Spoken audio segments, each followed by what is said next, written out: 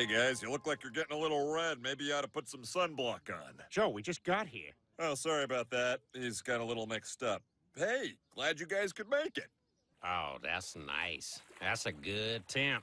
I wonder if this temp is the same on my other foot. Oh, yeah.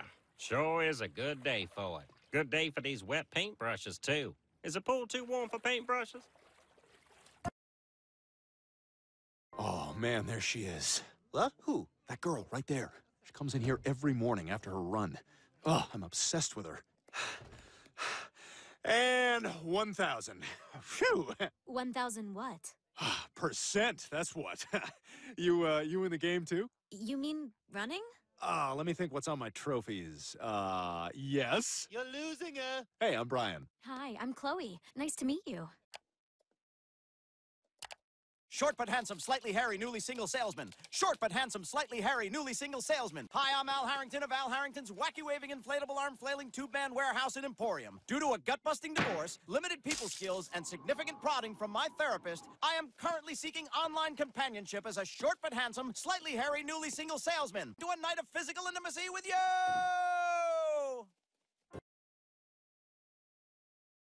Hey, sorry again, Kevin. I didn't see you in the tub.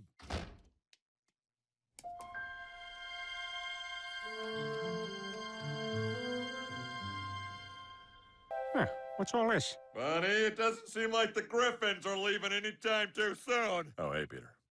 Hey, Joe, what are all these pictures? Oh, nothing. They're just some stupid scribbles I've been working on for a children's book. Well, I don't think that's stupid. I think that's awesome. I mean, my one note on these would be to hide a bunch of dongs in the backgrounds, but otherwise, I think they're great. Wow. Well, that really means a lot to me, Peter. Come on, Joe, you can't be afraid. Hey, what if Bono had been afraid to wear sunglasses? Then nobody would know about Africa.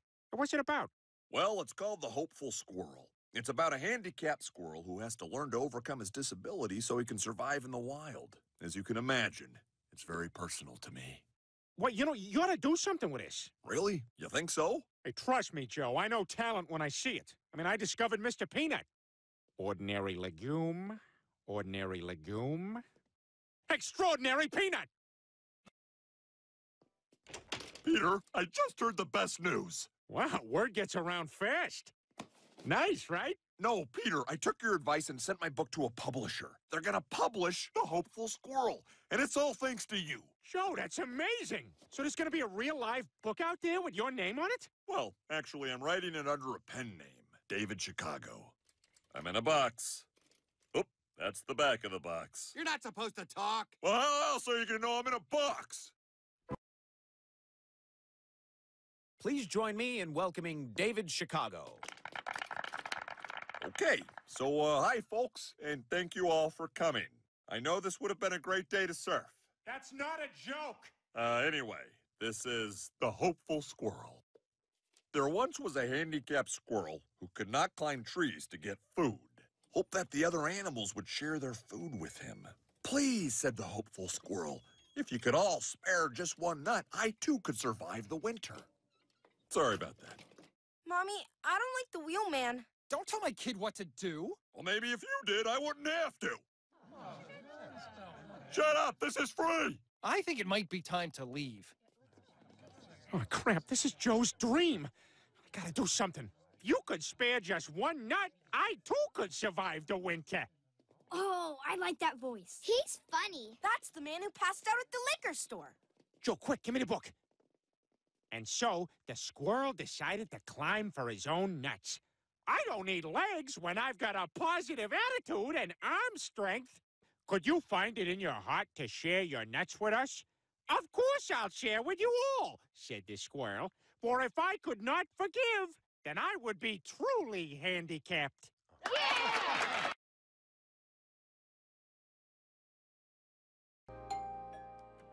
Oh, hi, Brian. Hey, you didn't forget about our date, did you? Of course not. I was just thinking since it's so nice out, we could go out for a run and then eat. Oh, yeah, no, I would totally do that. I've already run like so many K today. Wow, this is great, isn't it, Brian? Yeah, it's awesome. Hey, is your vision also reduced to just a tiny pinhole? Just push through it, Brian. Once you hit your runner's high, you'll catch your second wind. Oh, crap. Brian, this is your heart. What the hell do you think you're doing? Stop. Brian, this is your penis. Don't listen to him. We're this close to Bone City. Brian, I'm here too. I'm hanging out with your penis and your heart. I feel it. I'm feeling the runner's high. Go get him, Brian. And by the way, the sun is really a black guy. The moon is Korean. Wow, this is amazing.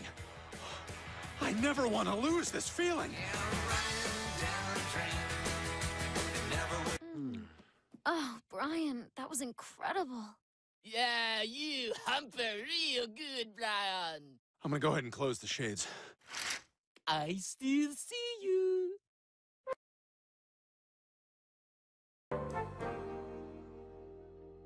Wow, that was great. Who are you? Just a grown man with a pet hermit crab. Well, you would write the books, and your friend Peter would be the public face of the Hopeful Squirrel. He would be David Chicago. Well, I don't know. Joe, this happens all the time. You wouldn't believe who really writes all those Stephen King books. Scary stuff, scary stuff, scary stuff. Ding! Scary stuff, scary stuff, scary stuff. Ding! Look, Peter can get this book into the hands of every kid in America. That's what you wanted, isn't it? All right. Well, whatever you think is best for the book. Great. So it's all agreed. Can't wait to work with you, Peter. Excuse me, Mr. Chicago? Could you please sign my copy of your book? Sure, Easy there, Joe. Hot Rod asked for Mr. Chicago. Give me all your money? I have a gun? Oh, wait, I think I messed something up. Listen, Peter, if you're going to act as David Chicago, I need to know that you're going to take this seriously and honor the message of the book. Joe, I got it. Trust me. This ain't the first time I pretended to be someone I'm not. Oh, Gene Shalit. I am the ghost of Roger Ebert. And even in death, I'm a better critic than you. Leave me alone. Go back to hell.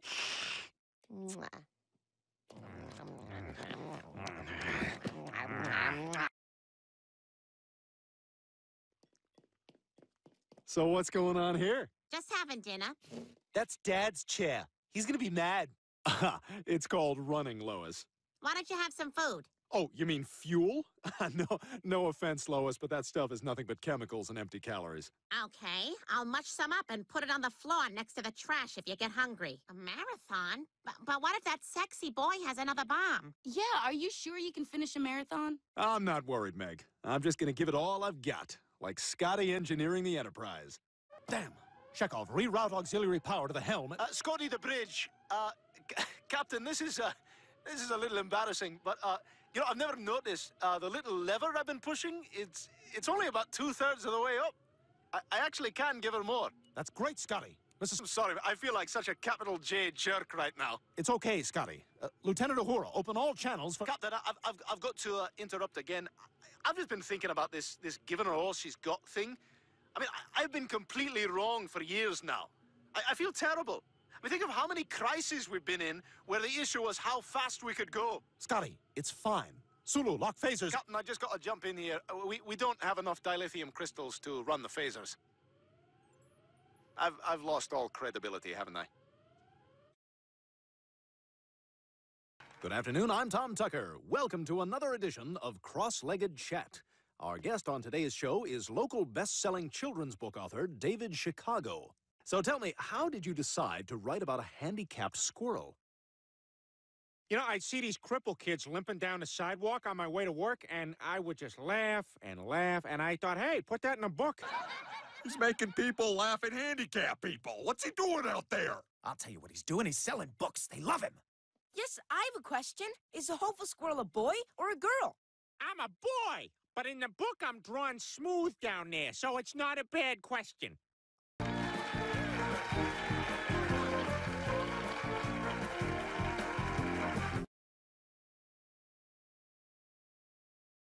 Peter, I think we need to talk.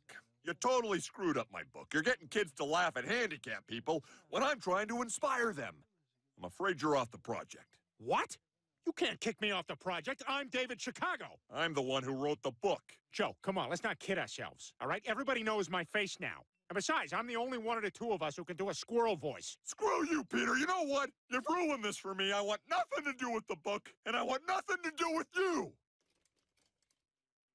Oh, one of his shoes fell off during the anger.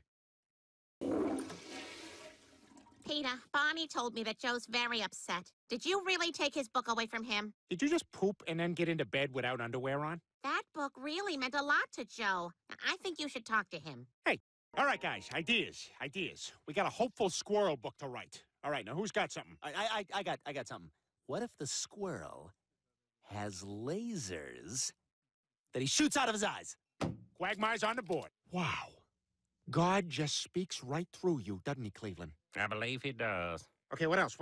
If there's a bison, Is that a statement or a question? it is what it is. Ain't nothing gotta be nothing, huh?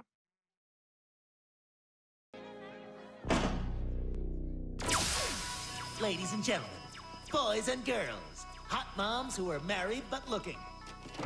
David Chicago!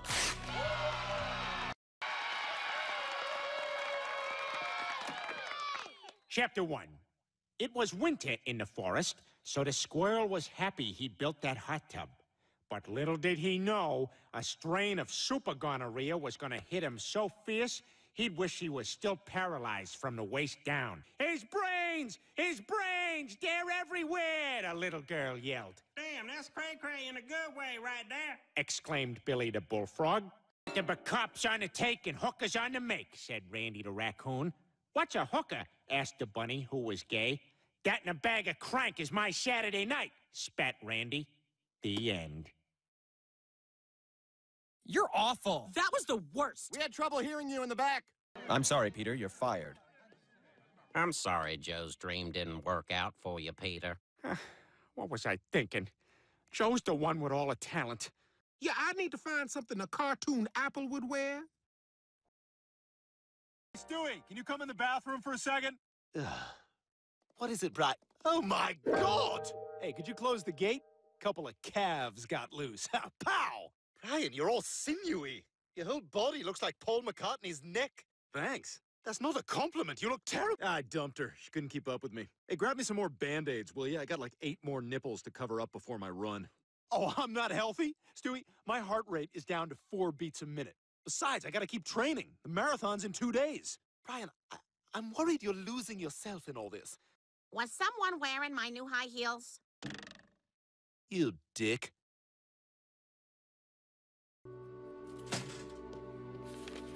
Peter. Look, Joe, I messed up. All right? I just got so wrapped up in all the attention. The attention you deserve. Listen, I'm sorry I mistreated you. Okay? You deserve better. Peter, wait. If I could not forgive, then I would be truly handicapped. What? It's from the book, Peter. What book? I forgive you, Peter. You do? Friends. Frasier. Hey, you made it! So, you ready to watch me kick some ass? Brian, I think you've taken all of this too far. You know, there is such a thing as too much exercise. Stewie, I know you're worried, all right? And no offense, but I'm not taking advice from a guy who eats bread. Ow!